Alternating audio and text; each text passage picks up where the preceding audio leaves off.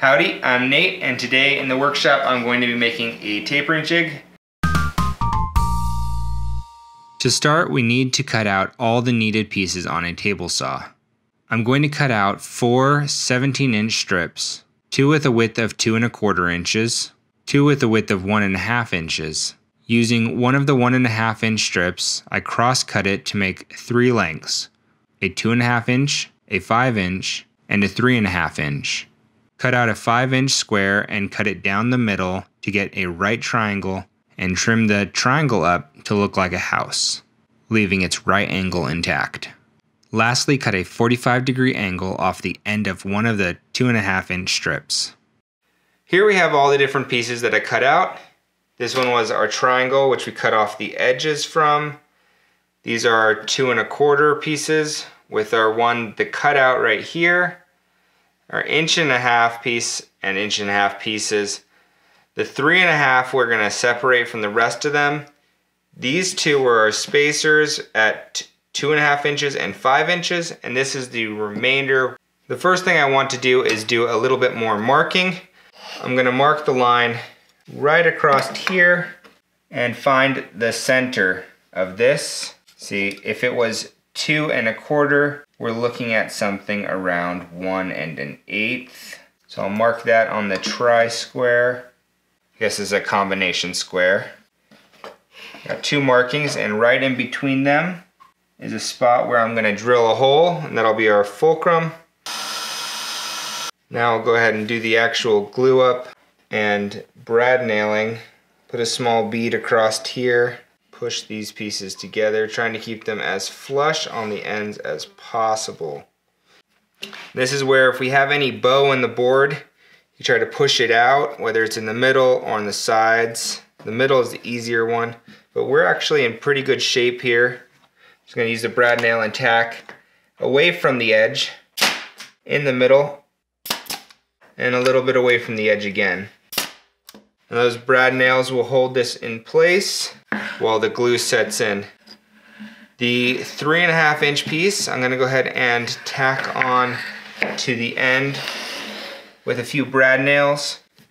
And I'm going to use another piece right here to just make it nice and flush on that side, where the excess is sticking out on this other piece. I'm not using any glue on this one because I want it to be replaceable in case the toe breaks off or gets cut with the table saw. Next thing I want to do is take my little house here, and I'm going to mark right down the center of it. And then I'm going to mark about 1 inch down, and that inch down will be where I'm going to put a screw through to attach to this. Before I attach it, I'm going to want to actually mark this line to continue it across. It's not mission critical, but I think it makes it look a little nicer. I'm going to want to line these lines up all together. Just using some 1 1/4 screws. Pokes through a little bit, and then I could place it in that hole. You could also countersink that hole there. I'll do that in a little bit. Now line these lines straight up so we got everything nice and together. And there we have the main part of our tapering jig. And this will be our 0, which we'll never use it in the 0 because that's the same as our fence. Now I'm going to take these 2 spacers, which will function as bars, and I'm going to go ahead and drill some holes in them.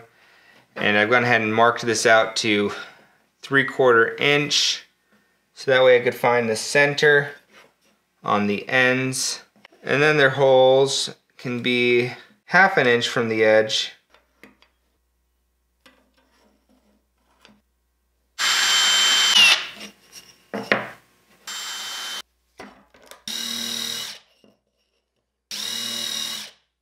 Now I got all our pieces. The only thing left to do is do our measurements to find the different angles that we're going to use. To find the different angles, we'll want to hold this still. So I'm going to use some clamps to make sure it doesn't move. And that'll be this part that doesn't move because it's going to be acting as our fence. So we're going to want to zero everything out And we'll use this nice straight edge here on the end of my workbench to find a 0. So with it all set up at 0 here, I can turn this, and as I turn it, we get this pivot point here, and we can read out our different degrees here. And you could also do this with a digital bevel gauge if you need more accuracy. First thing to do is to take our shorty here, and we're going to use it to measure or to hold it still at that 1 degree mark, which is right there. There's just a sliver between these two. And we'll go ahead and drive 1 screw in, then we can double check our measurement and drive the 2nd screw in. Now with the first hold down in, I'm going to want to go ahead and put some markings on here. Markings to indicate the orientation this should go in, as well as the alignment of the holes and what holes this bar is used for.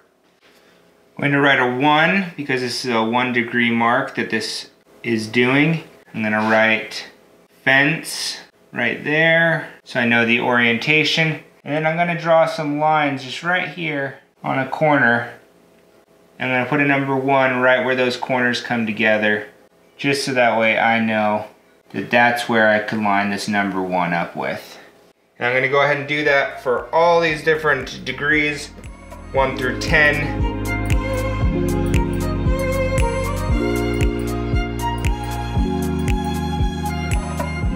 Okay, so what we see now is the finished product. We have this fence piece right here. And if we want the 3 degrees, we can see the 3 degree mark there. And this is a 3 degree spacer pointing towards the fence. Line it up with those 2 markers. And then drive the screws in. And there we go. We got a 3 degree right here to push against the table saw. So let's go ahead and screw these in and give it a try.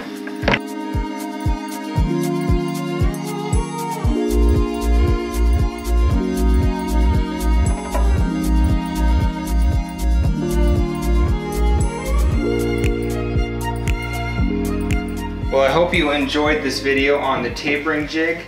The sizes of it can vary. If you're gonna make a larger one, because you have maybe a more full-size table saw, you'll want the spreaders to be longer than just 2.5 inches and 5 inches. If you have any questions on it, let me know in the comments down below.